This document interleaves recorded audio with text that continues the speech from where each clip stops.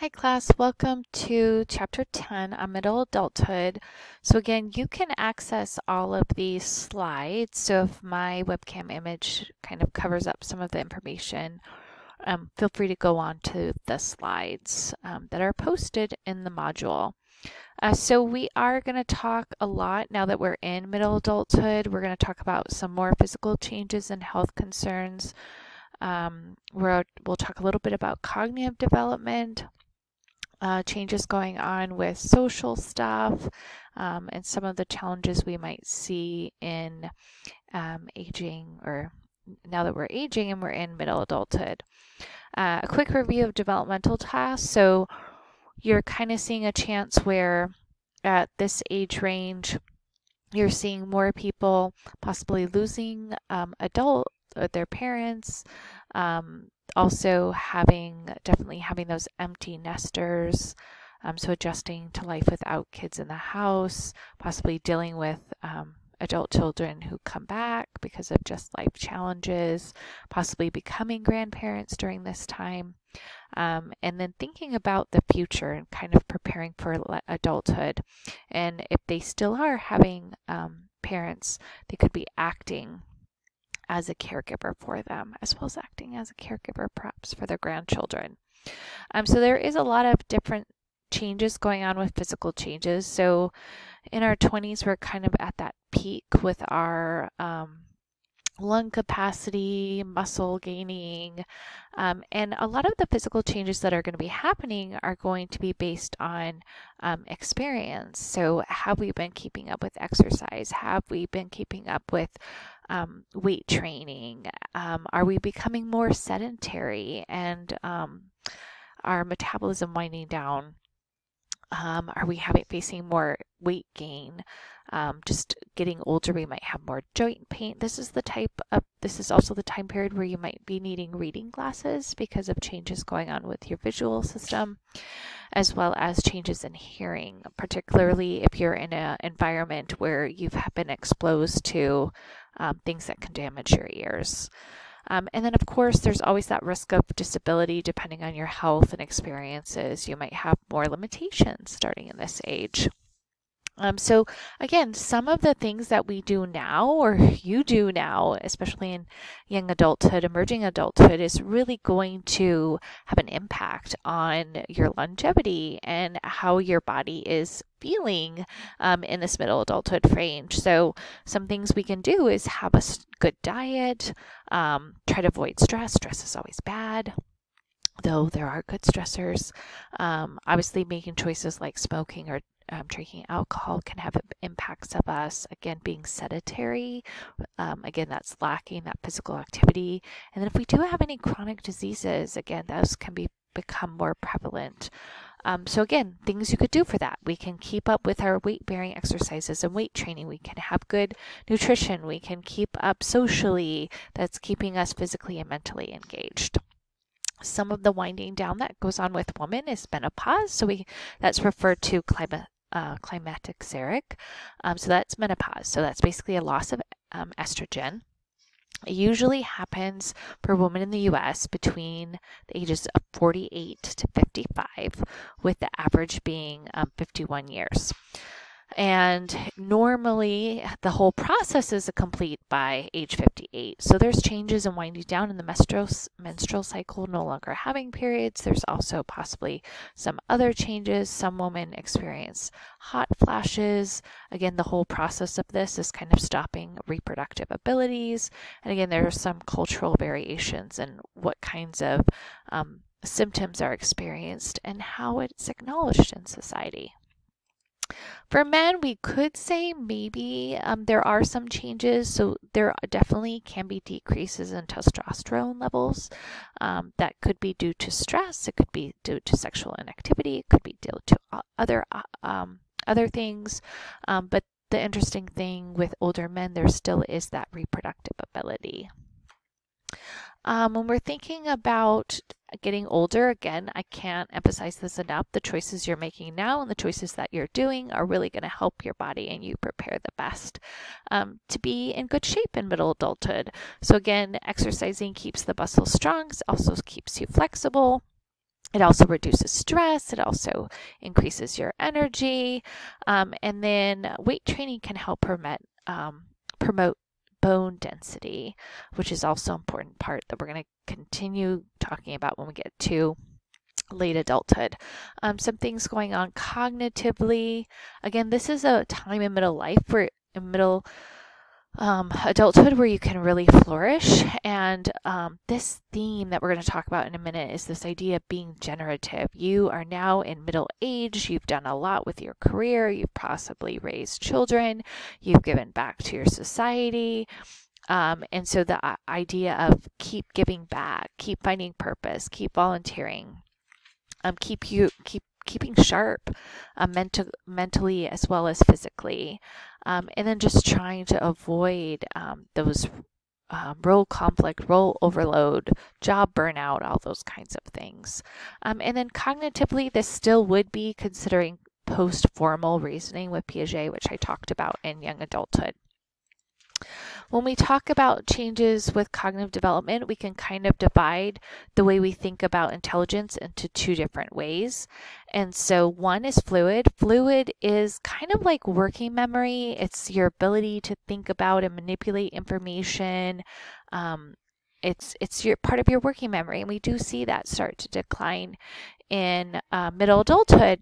But what's great about this is you also have so many life experiences, and so those stored information that you have, kind of semantics, aspects of your long-term memory, we consider aspects of crystallized intelligence, and those are more stable, and you're going to keep it growing with experiences and knowledge throughout adulthood. So it kind of helps balance that out. Although we're not quite as fast with our fluid tasks, we have expertise and knowledge and wisdom that can help balance that out.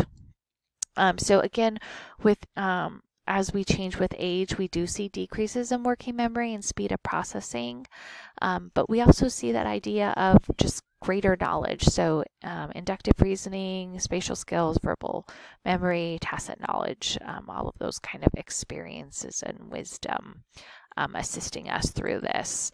Again, this is a time period we were wanting to be keeping mentally sharp. We're wanting to, this is a great time to have hobbies, and those hobbies can just roll on into late adulthood and retirement and things. And this also can be a time to just make sure you pick up on some of those hobbies you had. It's also a great time with different possibilities with careers and activities that, again, you're getting yourself some mental stimulation, you're getting yourself out there with physical activity. And I'm going to introduce this topic, kind of selective optimization with compensation. And so what this basically means is I'm going to realize what I'm good at. I'm going to realize my strengths and my weaknesses. And I'm also going to realize what I need to do to get things done. And so I'm going to balance those out. So you do this all the time, but we see this being more prevalent in middle adulthood. So I could realize maybe I'm not the best at organizing information, but I really need to work out this concept map for one of my classes. And so I'm going to realize, well, although I'm not so great at concept mapping with organizing that material, I am really good at making flashcards. And so I'm going to make some flashcards and then kind of try to visualize and connect them into how things are related and kind of build myself a hierarchy. And so this is that idea of I see my weaknesses, I'm able to select and prioritize what I can do from what I'm good at, and then kind of optimize that. So that's this idea of selective optimization with compensation, which is something you really have to do as you get older, because again, your fluid intelligence is kind of winding down, but you've got that expertise and that wisdom that can help pull you up. Again, this is a time where we're considering more, you're making gains and being an expert. And so you've had a lot of experiences, and you just can use those experiences. And so that's a benefit for as we're getting older. The book also talks a little bit about, as an older student, it's more important to emphasize relevant information and connecting it to meaning versus just memorizing a definition. And then it's more important that things are accurate versus speed, because again, speed's connected to that fluid intelligence. So I might want to give a task or assignment where I'm not timing it. That could be a disadvantage. Minimizing distractions is good for anyone, but particularly as we're getting older and it's harder to balance attention. And we'll talk more about that when we get to later adulthood. And sometimes as older adults, we kind of learn at a slower pace, and that's totally fine. Socially, some things that we're going to be looking at is, do we have midlife crisis? So we do have a group looking at that as a common myth. It is kind of connected to where you are at psychologically, how you're seeing yourself, what you've accomplished, what you had to go through. There's no universal age range. A midlife crisis, if it happens, could happen anywhere from 25 to 55, 60. Part of that is stemming from this idea of, what have I done? What am I doing? And that goes to ERIKSON'S stages. So ERIKSON'S stages, his stage for middle adulthood, which it's a large range, 25 to 65, is this idea of generativity versus stagnation. So this is all about the caring. Am I giving back? Did I make my place in the world? Am I leaving a mark? What have I done? Thinking about those kinds of things. And if I've done that, then I'm generative. And if I haven't, then I'm going to feel stagnant and I'm going to feel stuck. And again, each one of ERIKSON'S stages, kind of you finish out that stage either with the pro or the not so great outcome, and then you move forward. So a great one, you've got a skill; a bad one, you kind of baggage moving forward. When we talk about generative people, like, who are these people? How do they have this positive outlook on things?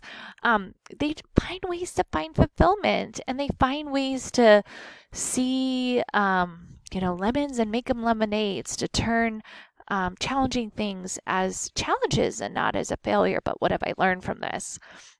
And so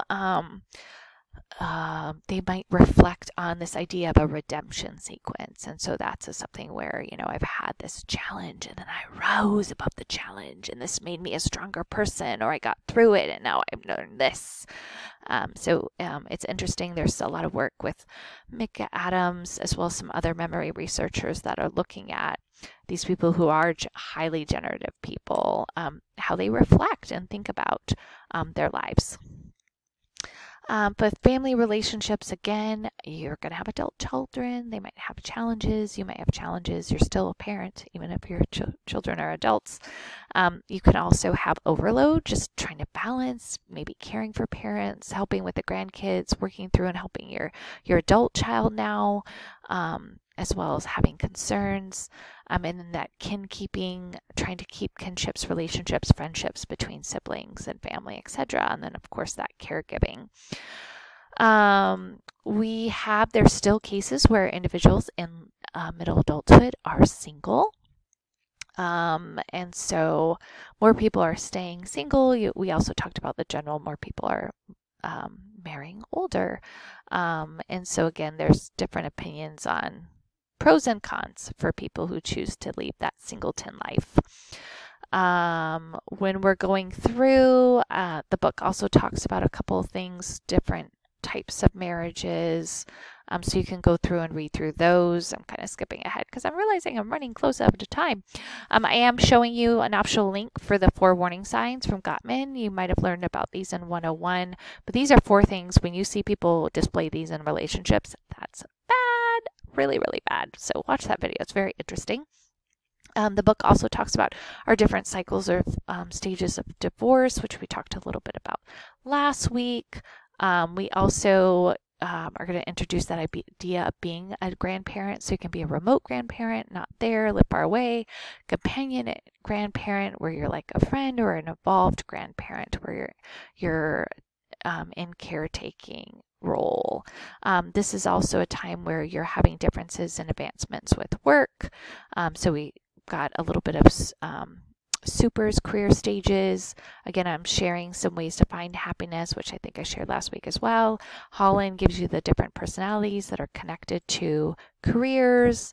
And then again, we see some changes in personality with midlife. So again, that's a quick wrap up of your book for these weeks. And you've got an activity and the reading quiz. I hope you're doing well.